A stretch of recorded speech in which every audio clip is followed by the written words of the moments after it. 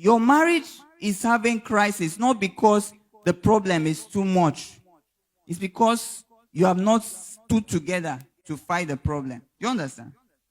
Scripture says, if you faint in the day of adversity, your strength is small. It's not that the problem was too big. It's that you didn't have the capacity to manage it and to overcome it. So here you are in verse 24. They were driven out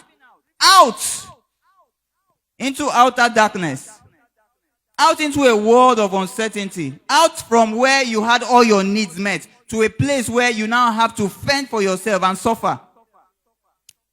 But never for once did Adam blame Eve. Can you see chapter 4 verse 1? Chapter 4 verse 1. It says, now Adam knew his wife, and she conceived and bore Cain, and said, I have acquired a man from the Lord. If you read some other version, it says, Adam made love to his wife.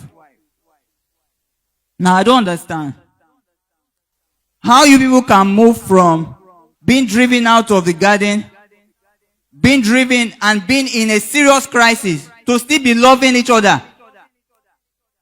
And you are still burning in the midst of crisis.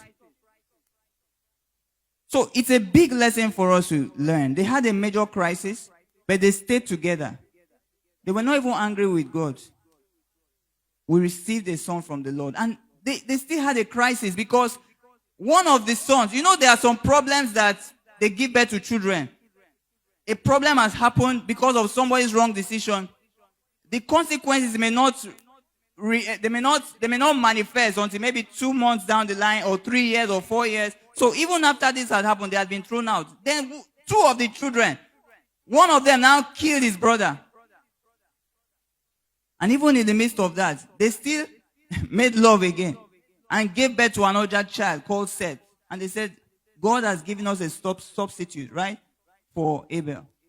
So I'm saying that their lives were not perfect, like we often like to think. Adam and Eve, they had crises back to back, but they were able to stand together. So I'm challenging you. Be naked and not ashamed. Stand together in difficult times. Now the economy is something else. And it could go either way. You could decide that it will break you, can break your marriage. You decide that it can keep your home together anyhow you want it. That's what's going on. But I'm showing you people that had more crisis than you had. There was no hope of sustenance. There was no hope of their next meal. They were thrown out. The only thing they left that place with was the skin that God used to clothe them. The man now had to till the ground and sweat and get food. Unlike before, when he would just pluck anyone he wanted to eat. So things had changed for them. So please be naked and not ashamed. Number 2,